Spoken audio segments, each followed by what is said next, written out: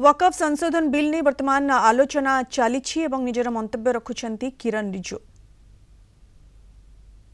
आप मिसलीड करेंगे, गलत बातें करेंगे तो फिर मुंह खाना पड़ेगा आपको। फिर कोई और बिल लेके आएंगे, फिर मैं आपका पर्दाफाश करेंगे फिर से। इसीलिए सर हम लोग तर्क पे जाइए, पॉइंट पे जाइए। इसलिए दूसरा, महिलाओं के लिए अध्यक्ष महोदय जी, क्योंकि फैमिली में पुरुष महिला सब होते हैं, तो इसमें हमने एक सिंपल प्रावधान रखा है कि एक कोई भी मुसलमान जब वक्त क्रिएट करता है, सबसे पहले उस परिवार में जो महिला का अधिकार है उसको सुनिश्चित करके ही आप वक्त क्रिएट कर सकते हैं। नहीं तो पहले ऐसा होता था, वक्त क्रिएट कर दिया, आपका बच्चों का अधिकार खत्म हो गया, महिला का अधिकार खत्म हो गया। आप वक्त उसी प्रॉपर्टी को क्रिएट कर सकते हैं जो आपका हकदार है, जो आपका 100% हिस्सा है, उसी को ही आप वक्त क्रिएट कर सकता है। बच्चों का और महिला का अधिकार नहीं छीन सकता है। ये बहुत बड़ा रिफॉर्म है। मुसलमानों में अगर वो चाहते हैं कि महिला आगे ना बढ़े तो ये लोग इसको विरोध करेंगे ही, लेकिन जो थोड़ा प्रोग्रेसिव सोचने वाले, जो थोड़ा बारीकी से अगर सोचेंगे तो कितना गलत बात है कि समाज में महिलाओं को दबाने का काम करते हैं और यहाँ जोर जोर से बोलते हैं। अध्यक्ष महोदय जी, सारा मैनेजमेंट जो सरकार का जमीन या प्राइवेट का जो जमीन है, इसका कलेक्टर को इन्होंने कमेटी के माध्यम से सुझाव किया है कि हर चीज कलेक्टर को क्यों ऑथोराइज किया गया है। तो कमेटी के बात को माना है कि कलेक्टर से ऊपर कोई भी अधिकारी, कलेक्टर से ऊपर जो अधिकारी है वो देखेंगे सरकारी जमीन और कोई डिस्प्यूट है वक्फ बोर्ड के साथ या किसी मुतावली के साथ डिस्प्यूट है, उसका जांच कलेक्टर के ऊपर अधिकारी करेंगे। ये कमेटी ने सुझाव दिया था और उसी को मान करके आज इस सदन में पेश किया जा रहा है। एक महत्वपूर्ण सुझाव हम लेके आ रहे हैं, अमेंडमेंट लेके आ रहे हैं, इसमें मैं मानता कोई विरोध नहीं करेगा। ये इसमें शुरू में छूट गया था, मैं सर खुले दिल से आपको कहना चाहता हूं, लेकिन बहुत सोच समझ के साथ ये प्रावधान अमेंडमेंट हम लेके आ रहे हैं कि जब आप वक्फ प्रॉपर्टी क्रिएट करेंगे तो ऐसा नहीं होना चाहिए कि आप ट्राइबल एरिया में जाकर के आदिवासी का जमीन को आप वक्फ क्रिएट कर दें। ये नहीं होना चाहिए।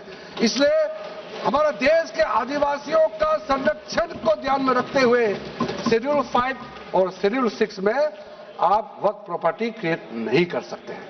ये एक महत्वपूर्ण अमेंडमेंट लेकर आया है। डिटेल में अब आगे अध्यक्ष महोदय आपको मैं बताऊंगा। वक्फ ट्राइब्यूनल के बारे में सर मैं संक्षेप में, अभी फ्लोर खुलने वाले हैं, मैं आपके हाथ फ्लोर छोड़ने वाले हैं, तो मेरा जो वाइंड अप को आप ध्यान से सुन लीजिए। जो ट्राइब्यूनल है, ट्राइब्यूनल में 2 मेंबर का हमने प्रस्ताव रखा था, तो कमेटी ने कहा कि 2 मेंबर ठीक नहीं है, इसमें 3 मेंबर होना चाहिए। ये प्रस्ताव भी मंजूर किया गया है।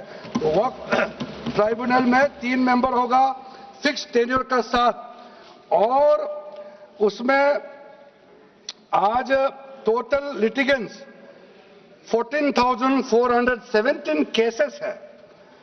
आप सोच के देखिए, तो ट्राइब्यूनल में जल्दी जल्दी केस डिस्पोज हो, 3 मेंबर्स का ट्राइब्यूनल बनाया गया है। उसके बाद में उसका टेन्योर को फिक्स किया गया है। उसके बाद में जो एक बहुत स्ट्रिंजेंट प्रोविजन था, पहले ऑटोमेटिक अपील करने का राइट नहीं था, स्पेशल रिव्यू पिटीशन ही कर सकते थे ट्राइब्यूनल के ऑर्डर के बाद। तो आज हमने एक अच्छा सोच के साथ खुला मन से ये कहा है कि अब अगर आप वक्फ बोर्ड का निर्णय से खुश नहीं है, वक्फ ट्राइब्यूनल का निर्णय से खुश नहीं है, तो आप अदालत जा सकते हैं। ये रास्ता भी हमने खोल दिया है। उसके बाद सर कंट्रीब्यूशन, एनुअल कंट्रीब्यूशन, ये भी आपका ही सुझाव था कमेटी वालों का कि जो कंट्रीब्यूशन देते हैं वक्फ बोर्ड मुतावली जो देते हैं उसको घटाना चाहिए, तो उसको 7% से 5% घटा दिया है, ताकि ज्यादा पैसा आप चैरिटेबल पर्पस के लिए खर्चा कर सके। तो अच्छा जो प्रॉपर्टी मैनेज करता है वो तो सरकार को शाबाशी देंगे। उसके बाद एक बहुत ही महत्वपूर्ण प्रावधान है जो हमको रखना पड़ा। आपने लॉ ऑफ लिमिटेशन को इस वक्फ बोर्ड का प्रावधान से हटा दिया था, इसको हमने लगाया है। तो अब तो मालूम है the limitation act of 1963 will now apply to the work property claims from the date of commencement of this act, aiming to reduce prolonged litigation।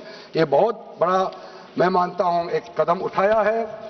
और जो सेक्शन 40 सबसे ड्रैकोनियन प्रोविजन इस एक्ट में था तो सेक्शन 40 था। सेक्शन 40 के तहत वक्फ बोर्ड, आप लोग बार बार कहते हैं ना ये ऐसा नहीं है, ऐसा ही है। सेक्शन 40 में किसी भी जमीन को आप वक्फ प्रॉपर्टी डिक्लेयर कर देता था, वो प्रॉपर्टी को हमने हटा दिया है। वो कोई भी जमीन को वक्फ प्रॉपर्टी डिक्लेयर करके फिर किसी गरीब के लिए नहीं करना है। वो लोग कुछ लोग चंद लोग अपने के लिए अपने फायदा के लिए इस्तेमाल करते हैं। ओवैसी मैं तो नाम नहीं लूंगा, लेकिन सर ये प्रावधान को इतना मिसयूज हुआ, इसलिए तो इतना लाखों प्रॉपर्टी की संख्या बढ़ गई। अब किसी प्रॉपर्टी को कैसे आप क्लेम कर सकते हैं?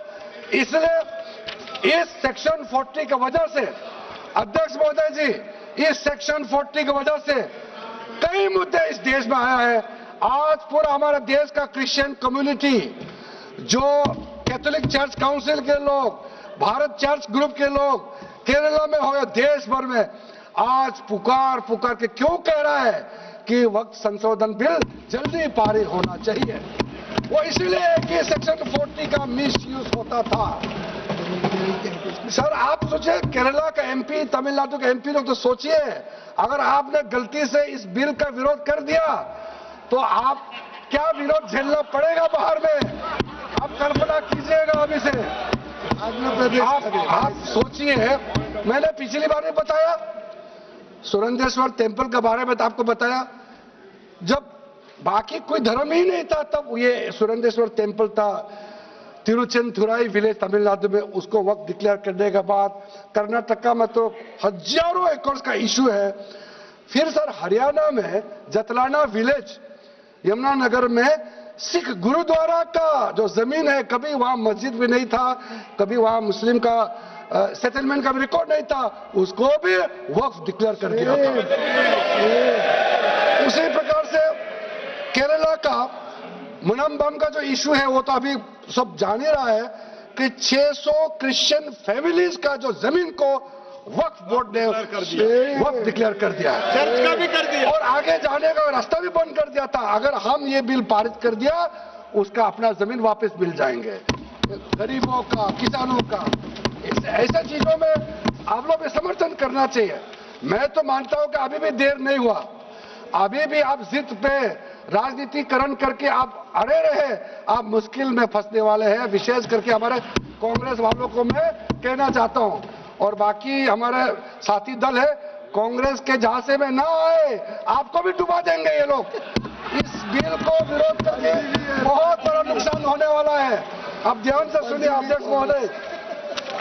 इसलिए अंत में सर, क्योंकि मैंने कहा है कि मैं आखिर में जवाब दूंगा, तो हम लोग आगे भी इस पार्लियामेंट को भी वक्त डिक्लेयर ना कर दे, हम लोग आराम से भविष्य के लिए और अच्छा काम करें। मैंने पॉजिटिव बात में अपना बात को रखा है। अंत में मैं अपील करके अपना बात को समाप्त करना चाहता हूं इसी लाइन के साथ। मेरी हिम्मत को तो सराहो।